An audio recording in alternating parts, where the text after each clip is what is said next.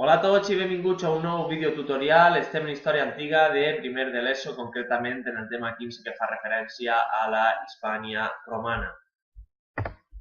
Bé, durant el següent vídeo tractarem el patrimoni romà a Hispània, el qual és extremadament ric i valuós després de l'estada romana in situ i de facto a la península durant vora 7 segles. Per consegüent, conservem, tal com ens mostra el mapa que trobem a la imatge, un extraordinari llegat artístic que es palesa sobretot en nombrosos monuments i de molt diversa índole que de seguida analitzem.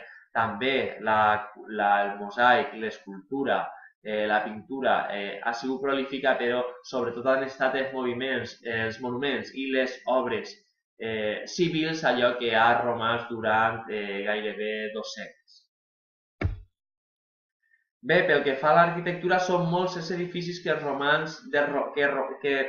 romans conservem. Circs com el de Mèrida o el de Tarragona, el de Mèrida el tenim a la imatge, teatres tals com el propi també de Mèrida o el de Sagunt, que també el tenim a la part inferior esquerra, amfiteatres com el de Mèrida i Tarragona, termes com les de Barquino, actual Barcelona, nombroses muralles com per exemple les de Lugo, aqüeductes com el cèlebre de Segòvia i ponts com el de Còrdova.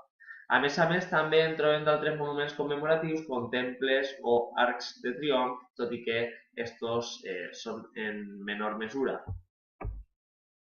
Quant a mosaic i escultura, ressenyem alguns exemples també ben aclaridors.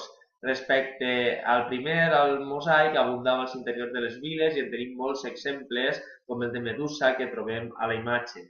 S'hi troba al Museu d'Història de València del segle II després de Crist.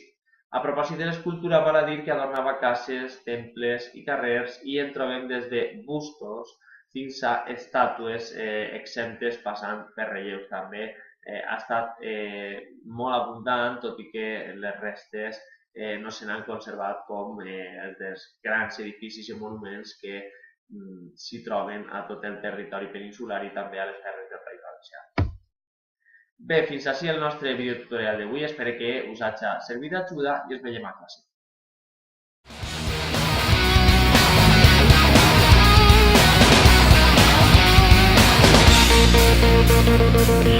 Winter city side, crystal bit of snowflakes